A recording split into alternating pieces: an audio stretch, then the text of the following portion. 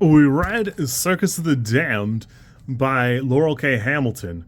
When a rogue vampire named Alejandro hits town and claims Anita Blake, an expert on undead creatures of the night, as his servant, a war between the undead breaks out between the interloper and Jean-Claude, the city's master vampire. A situation complicated when Anita falls for Richard Zeman, a handsome teacher, that would be a different book, with his own dark secret. Bad news for other books. I'm still really enjoying this.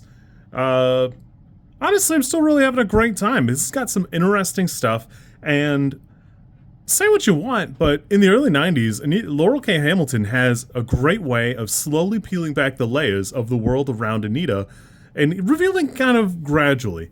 Because we certainly saw some pretty out there stuff right from book one. Vampire servants, we had the were-rats, and, the elements of things were there that you really can't say that she's just throwing things at the wall and seeing what sticks or what's popular. It just seems to go, and it seems like we're getting more and more interesting things, and Anita's slowly changing. Kimberly Alexis also does a great performance here. This is finally the book where her performance as Ronnie, of all things, is like a really good. She does a great job here. She's got a different accent, sounds pretty natural.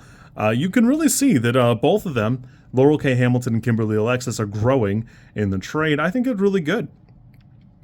Fun fact is, I had Googled this a couple books ago when Anita Blake describes her vehicle as a Chevy Nova, and I went, oh, that's a pretty cool car. This is like a supernatural thing. And hopefully I will remember to put the image up right here. A Chevy Nova can be a lot of things. They made them in the 60s, and then they were making them up until the 80s, and, it's very different from what I was picturing. So there is that. It's probably the hatchback if I had to guess. I think she does even describe having chickens in the backpack when she's at the cemetery a couple of times. So there's that. This is another book where I really like a couple of the characters they introduce, even if they are temporary staples. Boy, I don't really care for Alejandro, but Mr. Oliver is such an intriguing character.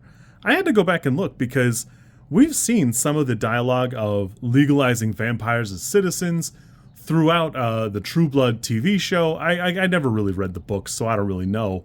But Mr. Oliver on his own has a really interesting way of approaching it and how to interact with it. He vehemently thinks it's a mistake. He thinks that vampires should be hunted, and it'll make better vampires, and it'll make humans more plentiful, that legalizing vampires will slowly erode society itself. And interestingly, Anita Blake agrees with him. Wholeheartedly, she goes, oh, he's absolutely right. They shouldn't have rights at all. Which is kind of interesting because in the last book, Anita spent quite a bit of time talking about the rights of the undead regarding zombies and other revenants. It really does have a lot of interesting little nuance and bits. I had a great time with this. I think this keeps it up pretty well. They're doing a great job of having characters come and go here and there.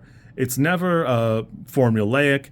Even the combat here, it goes by really fast, but even the things that go by quickly are pretty rich. I've got some good imagery, and it doesn't feel like Anita is the main character sometimes, where a lot of the times in an urban fantasy book, the character becomes like the chosen one or whatever.